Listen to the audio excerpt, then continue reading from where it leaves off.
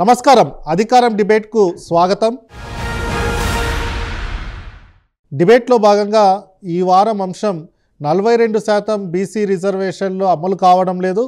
బీసీల ఇష్యూస్ చాలానే మిగిలిపోయినాయి. రెండు రాష్ట్రాలు, తెలుగు రాష్ట్రాల్లో చూసినట్లయితే బీసీల సమస్యలు ఎక్కడికి వేసింది అక్కడే వేసినట్టుగా బీసీల సమస్యలన్నీ కూడా రెండు రాష్ట్రాల్లో అలాగే పెండింగ్లో ఉన్నాయి. ఎలక్షన్స్ టైంలో ఇచ్చిన మేనిఫెస్టోలో ఇచ్చిన అనేక అంశాలు కూడా మేనిఫెస్టో పాయింట్స్ కూడా అమలు చేయట్లేదు రెండు రాష్ట్రాల్లో అధికారికంగా. గవర్నమెంట్స్ ఇక్కడ రేవంత్ రెడ్డి గవర్నమెంట్, అక్కడ ఆంధ్రప్రదేశ్లో చంద్రబాబు నాయుడు గవర్నమెంట్ కానివ్వండి చూస్తున్నట్లయితే ముఖ్యంగా చేనేత అంశం మీద కూడా అనేక ఇష్యూస్ మనం చూసినట్లయితే ఎక్కడ కూడా అన్నీ కూడా ఇష్యూస్ పెండింగ్లో ఉన్నాయి. సమస్యలు అనేది చాలానే ఉన్నాయి బీసీలు, బీసీ కులాలలో, ముఖ్యంగా చేనేత కులంలో. ఇది ఈ వారం అంశంలో డిబేట్లో భాగంగా మనతో పాటు డిబేట్లో పాల్గొంటున్నారు డాక్టర్ జె పూర్ణచంద్రరావు గారు. ఆల్ ఇండియా బీఎస్పీ పార్టీ కోఆర్డినేటర్గా ఉన్నారు. అలాగే బీసీల సమస్యల మీద రెండు రాష్ట్రాల్లో కూడా అనేక రకాలుగా పోరాడుతున్నారు. ప్రొటెస్ట్ల దగ్గర నుంచి సెమినార్లు, కాన్ఫరెన్సెస్ ఇలా చూసుకుంటూ పోతే అనేక రకాలుగా చూస్తున్నారు. అలాగే డేటాని, బీసీల రిలేటెడ్ డేటాని కూడా మన ముందు ఆయన అన్యాయం ఎక్కడ జరుగుతున్న అన్న అంశాల మీద కూడా బుక్లెట్స్ రూపంలో కూడా రెండు రాష్ట్రాల్లో యువతకు, ముఖ్యంగా యువతకి ఎంపవర్ చేయడానికి వారు కంకణం కట్టుకొని రెండు రాష్ట్రాల్లో పనిచేస్తున్నారు. వారితో పాటు వెంకన్న నేత గారు హ్యాండ్లూమ్స్ డే ఫౌండర్ మెంబర్గా ఉన్నారు. దేశంలోనే కాకుండా అంతర్జాతీయ స్థాయిలో కూడా చేనేతల గురించి అంశాల మీద, అలాగే చేనేత దినం అఫీషియల్గా సెలబ్రేట్ చేసుకునే విధంగా చేసిన వారిల్లో, కీలకంగా పనిచేసిన వారిలో వెంకన్న నేత గారు కూడా ఉన్నారు. అలాగే చేనేత అంశాల మీద దేశంలో అలాగే అంతర్జాతీయ స్థాయిలో అనేక వేదికల మీద ఈ అంశాల మీద ఆయన పవర్ పాయింట్ రూపంలో, అలాగే కాన్ఫరెన్సెస్, మీటింగ్స్ రూపంలో కూడా ఆయన అనేక ప్రెజెంటేషన్స్, కాన్ఫరెన్సెస్, సెమినార్స్ కూడా నిర్వహించారు. అలాగే అంశం మీద ప్రొటెస్ట్లు, ధర్నాల మీద ఆయన పాల్గొనడం జరిగింది. చేనేత వర్గాల్లో ఇంపార్టెంట్ ఇంటలెక్చువల్గా ఉన్నారు. వారితో పాటు మనకు సూర్యారావు గారు బీసీ టైమ్స్ ఫౌండర్, అలాగే బీసీ సమాజ్ ఫౌండర్. బీసీ అంశాల మీద గత 3 దశాబ్దాలుగా పనిచేస్తున్నారు.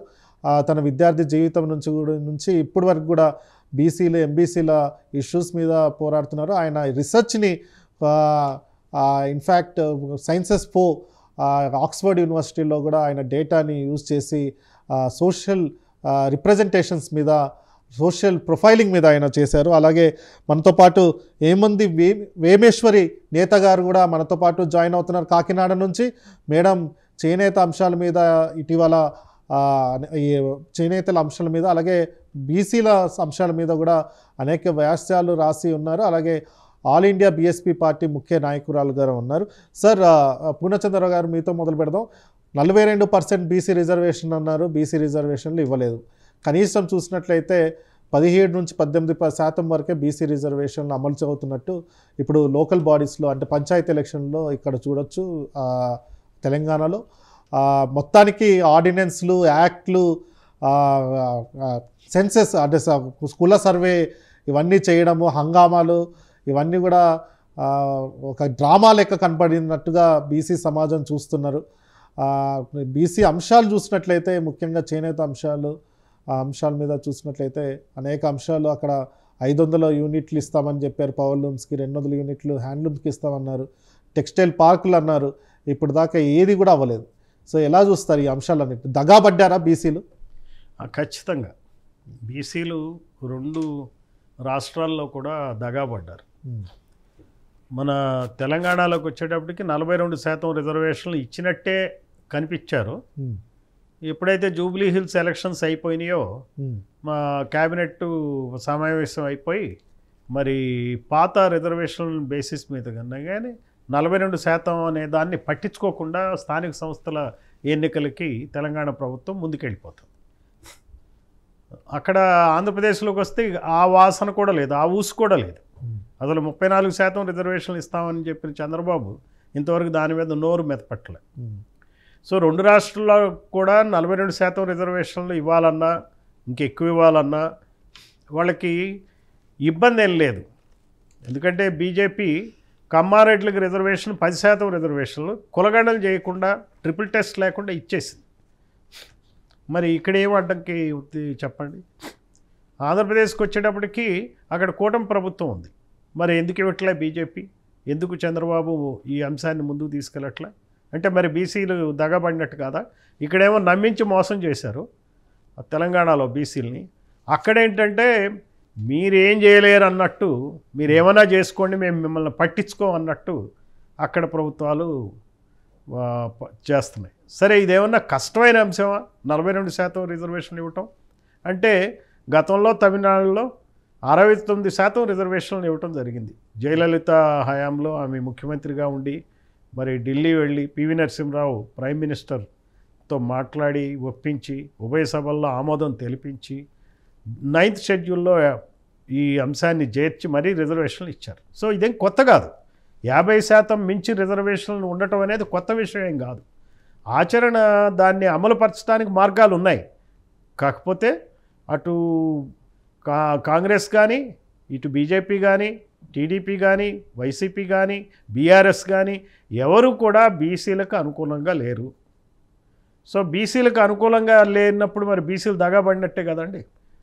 ఇదే కాకుండా ఒక్కొక్క సమస్య ఒక్కొక్క కులాన్ని కనుక తీసుకున్నట్టయితే బీసీలు ఎంత అధ్వాన్నమైన పరిస్థితిలో ఉన్నారో మనం చూస్తే ఆలోచిస్తే బాధేస్తుంది.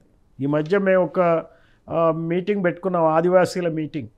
ఆదివాసీలది వైజాగ్లో 2 రోజులు నడిచింది.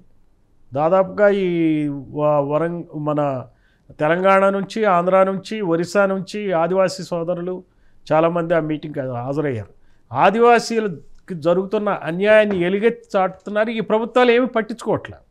అలానే చేనేతల సమస్య రేపొద్దున చీరాలలో నవంబర్ 30 నాడు రాష్ట్ర చేనేతల సదస్సు ఒకటి నిర్వహిస్తున్నాం.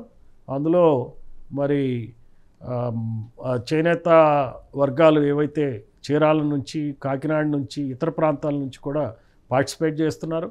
సో ఈ సందర్భంగా మీరు చేనేతల సమస్యలు చూస్తే అవి చాలా సాధారణమైన సమస్యలు, చాలా చిన్న చిన్న సమస్యలు. పరిష్కరించడం అనేది పెద్ద కష్టం కాదు. కాకపోతే ఏంటంటే పరిష్కరించాలని అనుకోవట్లే.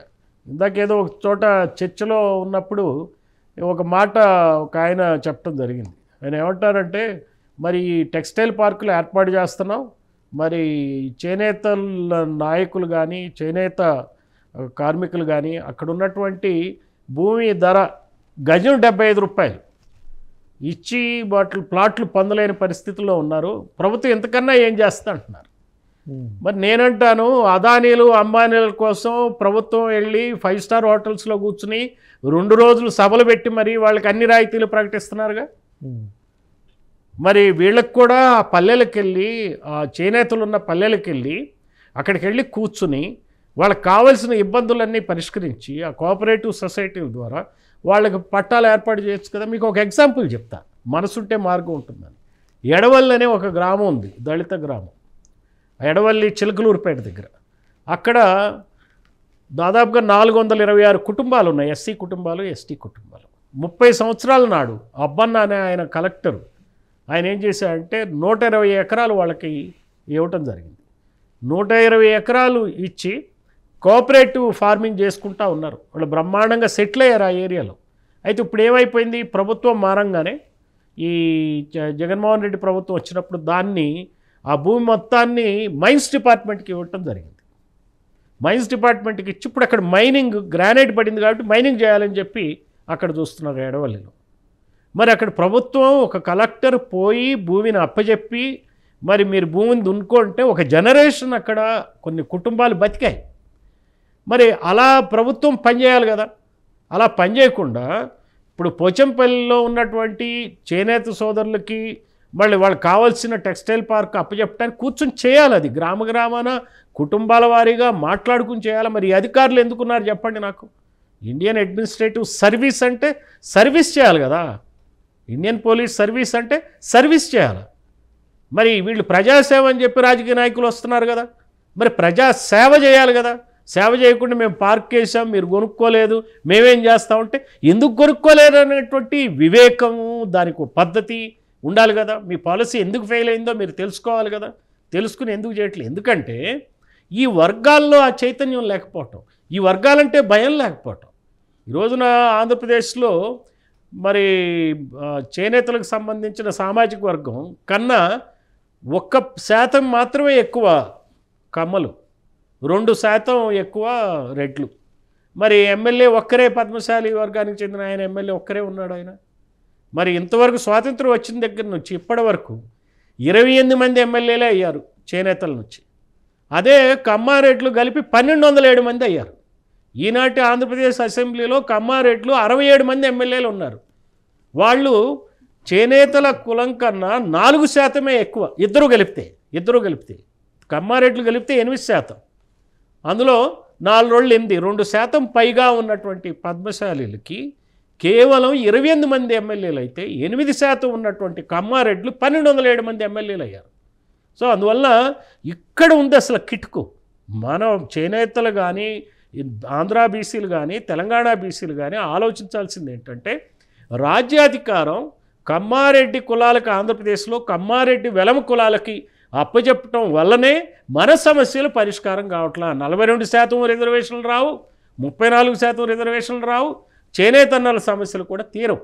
చాలా చిన్న సమస్యలు గ్రామాల వారీగా పరిష్కరించవచ్చు. అటు సిరిసిల్ల కావచ్చు, ఇటు చీరాల కావచ్చు, ఇంకా వివిధ ప్రాంతాల్లో, ఉత్తరాంధ్ర ప్రాంతాల్లో కూడా ఎట్లన్నా కానీ ప్రభుత్వం తలుచుకుంటే సమస్యలు ఉంచవచ్చు. చేనేతల సమస్య ఒక ఎగ్జాంపుల్గా తీసుకోవాలి బీసీ సోదరులందరూ. అది ఎవరిదో చేనేతల సమస్య కాదు, బీసీల సమస్యలన్నీ ఇట్లానే ఉన్నాయి. అందుకనే బీసీలు నడుంగట్టాల, బీసీలు ఎస్సీలు ఎస్టీలు కలిపి పనిచేయాల, కలిపి ఈ 2-3 కులాల పాలనని వ్యతిరేకంగా పనిచేస్తేనే కానీ, ప్రజా చైతన్యం తెస్తేనే కానీ మనకి సమస్యలు పరిష్కారం కావు. ఓకే. సో ఈ అంశం మీద నవంబర్ 30వ తారీఖు చేనేత అంశం మీద చీరాలలో పెద్ద సదస్సు ఆల్ ఇండియా బీఎస్పీ పార్టీ ఆధ్వర్యంలో పెద్ద ఎత్తున సదస్సు పెడుతున్నారు. సో 2 రాష్ట్రాల్లో ఉన్న చేనేతలు అందరూ కూడా పాల్గొంటున్నారు. సో ఈ అంశాల్లో కూడా అందరూ పాల్గొనాల్సిందిగా కోరుతున్నాం. సార్, వెంకన్న నేత గారు, మీరు అనేక ఏళ్ళ నుంచి ఈ అంశం మీదనే పనిచేస్తున్నారు. హ్యాండ్లూమ్ డే అన్నది అఫీషియల్గా సెలబ్రేట్ చేయాలన్న ఒక డిమాండ్తో చాలా రోజులు పనిచేస్తారు. దాన్ని సహకారం అయింది, ఇప్పుడు అఫీషియల్గా చేస్తున్నారు. కానీ సమస్యలు చూసినట్లయితే 2 రాష్ట్రాల్లో ఎన్నో సమస్యలు. ఒకనొక స్టేజ్లో మాచాని సోమప్ప లాంటి వాళ్ళు దేశంని, మన చిన్న ఊరు నుంచి, ఎమ్గనూరు నుంచి దేశం విదేశాల దాకా తీసుకుని వెళ్ళారు చేనేతల యొక్క ఆత్మగౌరవాన్ని, అలాగే ఆ బిజినెస్, ఆ ప్రొడక్ట్స్ని అందరినీ. సో అలాంటి లెవెల్ నుంచి ఇప్పుడు చూసినట్లయితే చాలా సమస్యలు 2 రాష్ట్రాల్లో. ఒకటి విద్యుత్ ఇస్తామని ఇవ్వకుండా ఉండడం, టెక్స్టైల్ పార్కుల మీద అనేక ఇష్యూస్ ఉండడం. సో ఈ అంశాన్ని ఎలా చూస్తారు? ఈ మొత్తం చేనేత అంశాన్ని ఎలా చూస్తారు? పరిష్కార మార్గం ఏమంటారు? ముందుగా మనము ఈ దేశంలో కానివ్వండి, తెలుగు రాష్ట్రాల్లో ఉన్నటువంటి చేనేత కళాకారులని పరిస్థితిని అధ్యయనం చేస్తే మనకు అర్థమవుతుంది ఏంటంటే, మనము దేనికైనా ఒక కోలమానం అనేది ఉంటుంది. మనము ద్రవ పదార్థాలని లీటర్లతో, ఘన పదార్థాలని కేజీలతోటి ఎట్లయితే కొలుస్తామో, అట్లానే ఒక దేశం యొక్క ఆర్థిక పరిస్థితి కానీ, ఆ దేశ స్థితిగతులు కానీ, జీడిపి కానీ, ఇన్కమ్ పర్ క్యాపిటల్ ఇన్కమ్ కానీ తోటి మనం చూస్తాం. అట్లాగనే ఇవాళ ఈ భారతదేశంలో 67% మంది చేనేతలు, ఆదివాసీలు, ఎస్సీలు, తర్వాత ఓబీసీ వర్గాలు.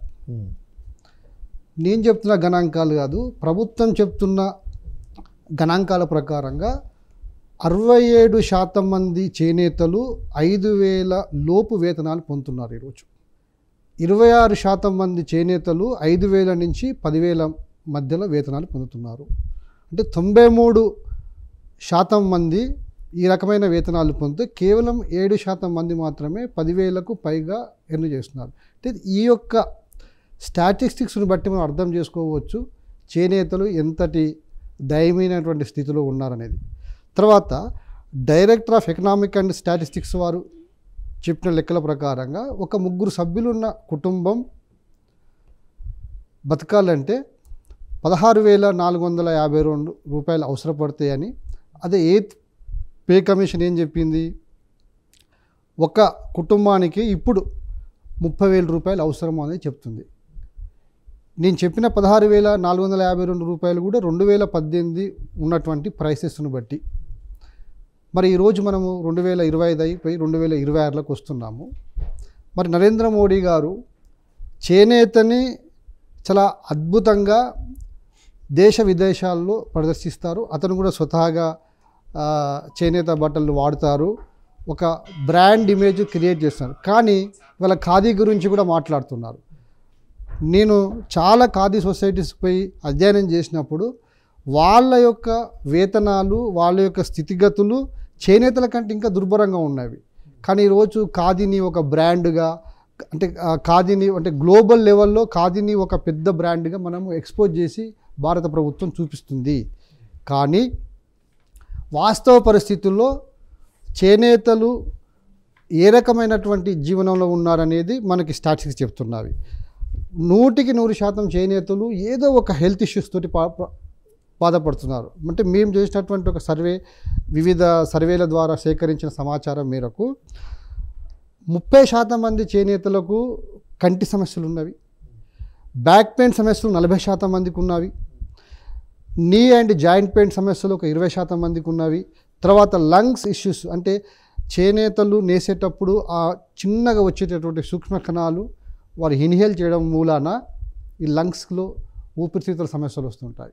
అంటే 100% సమస్యలు చేనేతలు ఆరోగ్యపరంగా వాళ్ళు ఎదుర్కొంటున్నారు. ఇదే కాకుండా వారి యొక్క ఉత్పత్తులని మార్కెటింగ్ చేసుకోవడానికి ఫైనాన్షియల్ రిసోర్స్ ప్రాబ్లంలో ఉన్నారు. అది చేసుకున్న తర్వాత మార్కెటింగ్ ప్రాబ్లం వస్తుంది. పవర్లూమ్స్ తోటి అనైతికమైనటువంటి పోటీ ఉన్నది. ఈ సింథటిక్ ఫ్యాబ్రిక్స్ తోటి పోటీ ఉన్నది. వీటన్నిటిని అడ్రస్ చేయవలసినటువంటి కేంద్ర రాష్ట్ర ప్రభుత్వాలు ఏదో ఒక స్కీమ్ పెడతాము, తాత్కాలికమైనటువంటి ఒక వాగ్దానం చేసి ఎలక్షన్లు వచ్చిన తర్వాత తప్పించుకునేటటువంటి ప్రయత్నాలు చేస్తూ ఉన్నవి. ఇవాళ ఆంధ్రప్రదేశ్లో గత ప్రభుత్వము ప్రతి చేనేత కళాకారునికి 24,000 రూపాయలు ఇచ్చేటటువంటి ఒక స్కీమ్ తీసుకొచ్చింది. ఈ ప్రభుత్వము 1,000 రూపాయలు పెంచి మేము 25,000 ఇస్తాం జనవరి నుంచి అంటుంది. అంటే దాదాపుగా నువ్వు ప్రభుత్వం ఏర్పాటు చేసి 1.5 year అయినది. సరే, నువ్వు 25,000 రూపాయలు ఇవ్వు, కానీ 24,000 రూపాయలు ఆపొద్దు కదా. అంటే నువ్వు సంవత్సరంన్నర కాలం పాటుగా చేనేతలకు ఉన్నటువంటి ఒక స్కీమ్ని ఆపేసి నువ్వు 1,000 రూపాయలు పెంచి మళ్ళీ 25,000 ఇస్తూ ఉంటున్నావు. తర్వాత జిఎస్టీ విషయంలో కూడా ఎన్నికల ముందు యువగలంలో లోకేష్ గారు కానివ్వండి, తర్వాత చంద్రబాబు నాయుడు గారు అనేక సమావేశాల్లో మేము జిఎస్టీ మేము రద్దు చేయడానికి కేంద్ర ప్రభుత్వం మీద ఒత్తిడి తీసుకొస్తాము, అది కాని పక్షంలో మేము రియంబర్స్మెంట్ చేస్తాము అన్నారు, కాంపెన్సేషన్ ఇస్తాము అన్నారు. ఇవాళ కేంద్ర ప్రభుత్వంలో క్రియాశీలకంగా భాగస్వామ్య పార్టీలు ఏమున్నాయండి? ఇవాళ చంద్రబాబు నాయుడు, నితీష్ కుమారు వీళ్ళిద్దరూ లేకపోతే కేంద్ర ప్రభుత్వము ఉనికికే సమస్య. మరి ఇలాంటి సందర్భంలో నువ్వు చంద్రబాబు నాయుడు గారు కేంద్ర ప్రభుత్వం మీద, మరి వారు భాగస్వామ్య పార్టీలో ఎన్డీలో ఉన్నటువంటి ప్రభుత్వం మీద ఒక తీసుకొచ్చి మరి చేనేతల మీద ఎప్పుడు లేనిది స్వాతంత్రానంతరము 2017 వరకు కూడా ఈ భారతదేశంలో చేనేత మీద ఎలాంటి పన్నులు లేవు. మరి దాన్ని చేయించే ప్రయత్నం చేయాలి. ఆ రకమైనటువంటి చర్యలు చేసినట్టుగా మాకు ఎక్కడ కనపడలేదు. మొన్న బడ్జెట్ సమావేశాల్లో దాదాపుగా మేము రియంబర్స్మెంట్కి, కంపెన్సేషన్కి ఒక 70 కోట్ల రూపాయల వరకు అవసరపడుతుంది, మేము దాన్ని బడ్జెట్లో ప్రొవిజన్ చేస్తాము, మేము చేస్తామన్నారు. ఇప్పటిదాకా కూడా గ్రౌండ్ కాలేదు. మరి దేశం వ్యాప్తంగా ఉన్నటువంటి చేనేతల యొక్క సంఖ్య రోజు రోజుకి డిక్లైన్ అవుతుంది. ఒకప్పుడు 1 కోటికి పైగా మొగ్గాలు ఉన్నటువంటి భారతదేశంలో ఈరోజు 28 లాస్ట్ సెన్సస్ ప్రకారంగా 28 లక్షలకు పడిపోయింది. ఇప్పుడు యాజ్ ప్రజెంట్ 25 లక్షల దాకా ఉంటుందని ఒక ప్రొజెక్షన్ ఉంది. సరే, 25 లక్షలు తీసుకున్నా కానీ దీంట్లో ప్రీలూమ్ అండ్ పోస్ట్లూమ్ ప్రాసెస్ కూడా ఉంటుంది కాబట్టి కుటుంబంలో 2, 3 ఆ వెరైటీని బట్టి ఉంటుంది. 1 కోటి మంది దీని మీద ఆధారపడ్డారు. అంటే 25 లక్షల కుటుంబాలు అంటే 1 కోటి మందికి ప్రత్యక్షంగా మరి పరోక్షంగా జీవనం అవుతుంది. కేంద్ర ప్రభుత్వం ఇచ్చే బడ్జెట్ ఎంత అండి? గత 3 బడ్జెట్లలో కూడా చేనేత కేవలం 200 కోట్లు ఇచ్చింది. ఇదేమన్నా సరిదూగుతుందండి? ఒక రాష్ట్రంలో ఒక చిన్న కులవృత్తికి సరిపోయినటువంటి బడ్జెట్ని దేశ స్థాయిలో 28 లక్షల మొగ్గాలు ప్రత్యక్షంగా పరోక్షంగా 1 కోటి మంది ఆధారపడే ఈ చేనేతకి 200 కోట్ల రూపాయలు ఇవ్వడం అంటే అది చాలా అన్యాయం అన్నటువంటి ఇష్యూ. అదే కాకుండా ఉన్న స్కీమ్స్ నరేంద్ర మోడీ గారు ప్రభుత్వానికి వచ్చిన తర్వాత ఉన్న స్కీమ్స్ అన్నీ కూడా రద్దు చేయడం జరిగింది. మనకు హ్యాండ్లూమ్ బోర్డు అనేది ఉండే, హ్యాండ్లూమ్ బోర్డులో మా బాధలు ఏమున్నాయి, చేనేతలకు ఏమున్నాయి, ప్రభుత్వానికి చేనేతలకి ఒక వారధిగా ఒక బ్రిడ్జ్గా ఉండేటటువంటి హ్యాండ్లూమ్ బోర్డుని తీసేశారు. థ్రిఫ్ట్ ఫండ్ ఉండే అది తీసేశారు. మహాత్మా గాంధీ బునకర్ బీమా యోజన ఉండే అది తీసేశారు. ఐసిఐసి హెల్త్ ఇష్యూ ఉండే ఒకటి ఐసిఐసి లాంబార్డ్ స్కీమ్ అని అది తీశారు. హౌస్కమ్ వర్క్ షెడ్ ఉండాలి అది రద్దు చేశారు. సో చెప్పడములో చేయడములో చాలా వ్యత్యాసం ఉన్నది. తర్వాత తెలంగాణ ప్రభుత్వానికి కూడా విషయాలను కూడా మళ్ళీ నేను నెక్స్ట్ సెషన్లో మాట్లాడతాను సార్. సో మేడం, మీరు ఆంధ్రప్రదేశ్లో ఈ అంశాల మీద పోరాడుతున్నారు, ఆల్ ఇండియా బీఎస్పీ పార్టీ తరపు నుంచి కూడా, అలాగే మీరు వ్యాసాలు కూడా రాస్తున్నారు ఈ అంశాల మీద. ఏం చూస్తారు అంటే మేనిఫెస్టోలో ఇచ్చిన అంశాలు ఏవైతే ఉన్నాయో, టీడీపీ కూటమి ఏదైతే ఉందో మేనిఫెస్టోలో ఇచ్చిన అంశాలు ఇంప్లిమెంట్ చేసినట్టుగా భావిస్తున్నారా? సమస్యలు ఏమున్నాయి అక్కడ ఆంధ్రప్రదేశ్లో? సార్ అందరికీ నమస్కారాలు. నమస్తే. ఆంధ్రప్రదేశ్లో కూటమి ప్రభుత్వం అధికారంలోకి వచ్చిన తర్వాత మేము చేనేత ఉత్పత్తులపై జిఎస్టీని రీఎంబర్స్ చేస్తామని చెప్పారు. అది నేటి వరకు అమలు కాలేనటువంటి పరిస్థితి. అలాగే పవర్లూమ్కు 500 యూనిట్లు, హ్యాండ్లూమ్కి వచ్చేసి 200 యూనిట్లు ఉచిత విద్యుత్తు అమలు చేస్తామని చెప్పారు. దాన్ని కూడా నేటి వరకు అమలు చేసినటువంటి పరిస్థితి లేదు. అలాగే చేనేత కార్మికులు, చేనేత కళాకారులు చాలామంది 50 సంవత్సరాలు దాటిన వాళ్ళందరికీ కూడా పెన్షన్ అమలు చేస్తాం, 4,000 రూపాయల పెన్షన్ అని చెప్పారు. దాన్ని కూడా ఈరోజు ప్రభుత్వం గాలికి వదిలేసింది. అలాగే చేనేత పరిశ్రమకి ప్రత్యేకమైనటువంటి శాఖను కూడా ఏర్పాటు చేయాలని చెప్పేసి అనేక మార్లు చేనేతలు ప్రభుత్వానికి అటు ఉన్నతాధికారులకి చాలాసార్లు వినతి పత్రాలు ఇచ్చినప్పటికీ కూడా ఈరోజు ప్రభుత్వం చేనేతలు అనేసరికి చాలా చిన్నచూపు చూస్తూ ఉంది. ఇటీవల ఈ నిన్నటి రోజున రాజధానికి అతి సమీపంలో ఉన్నటువంటి బాపట్ల జిల్లా చీరాల దగ్గర ఉన్నటువంటి తోటవారిపాలెం చంద్రమౌళి అనేటటువంటి ఒక కాలనీ దగ్గరికి నిన్న నేను చేనేతల్ని వాళ్ళ సమస్యల పరిష్కారం ఏ విధంగా చేయడం కోసం రేపు రాష్ట్ర సదస్సు ఏర్పాటు చేయడం జరిగిందో దాని నిమిత్తం కలవడం కోసం వెళ్ళినప్పుడు ఆ కాలనీలో తుఫాన్ వచ్చి ఎన్ని రోజులు అయిందండి, ఇప్పటికీ తుఫాన్ వచ్చి వెళ్ళిపోయినప్పటికీ కూడా అందులో ఉన్నటువంటి ఆ కాలనీలో నివసిస్తున్నటువంటి ప్రజల చుట్టూ కూడా అది పల్లపు ఏరియా, చుట్టూ మురుగునీరు చేరిపోయిందండి. అభివృద్ధి చేశాను, చేనేతల కోసం ఈ ప్రభుత్వం ఉంది అని చెప్పినటువంటి ఈ ప్రభుత్వం ఈ రోజున చేనేతలు పడుతున్నటువంటి కష్టాలని మరింత దుర్భరమైనటువంటి పరిస్థితుల్లోకి నెట్టివేసింది. ఈరోజు నేను రాష్ట్ర వ్యాప్తంగా కొన్ని జిల్లాలు, కొన్ని గ్రామాలు చూసినప్పుడు ముఖ్యంగా మహిళలు, అలాగే యుక్త వయసులో ఉన్నటువంటి పిల్లలు ఉపాధి లేక ఈరోజు వలసపోతూ ఉన్నారు.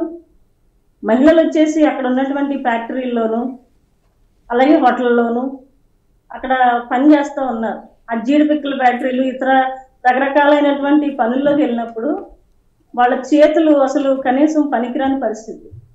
ఉదయం వెళ్ళి సాయంత్రం వరకు కూడా మహిళలు అక్కడ నుంచొని పని చేస్తూ ఉంటే ఆ మొహం అంతా పొక్కుపోయి వాళ్ళు చాలా దయనీయమైనటువంటి పరిస్థితుల్లో కన్నీటి పర్యాంతం అవుతూ ఉన్నారు.